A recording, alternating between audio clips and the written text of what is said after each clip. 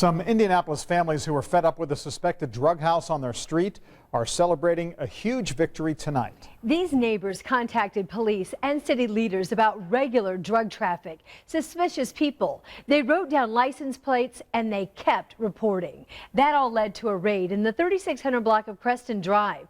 That's where officers arrested almost a dozen people. Eyewitness News crime beat reporter Steve Jefferson along the street, and he joins us now tonight. Steve? Anne-Marie and John, people living in this neighborhood say the drug house you see behind me, the activity got so bad that even in broad daylight, they feared for their lives, so they band together to do something about it. One by one, Metro police officers escorted as many as 10 people from a Creston Drive home Wednesday night. You can see from this surveillance video obtained exclusively by Eyewitness News, there are both men and women under arrest. People living nearby say the things they witnessed because of the constant drug traffic just became too much to bear. All the drugs and the having sex right out in the vehicles on the street right there, and using drugs right there on the street. Needles as people are leaving to go to work and on their way in from work. And we could just see it all. But everyone was glad to see this. Police cars merged onto the suspected drug house around 7 o'clock Wednesday.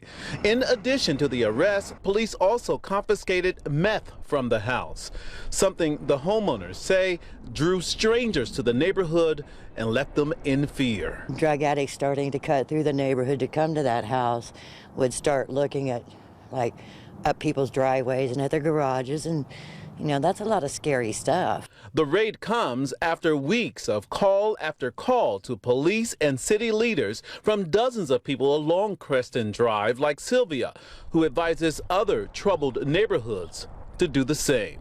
All the neighbors have complained, and it didn't take long. I personally wrote the mayor's action hotline, and I've called several times, but don't give up. Keep trying and let them know without getting hurt that you're not going to stand for it.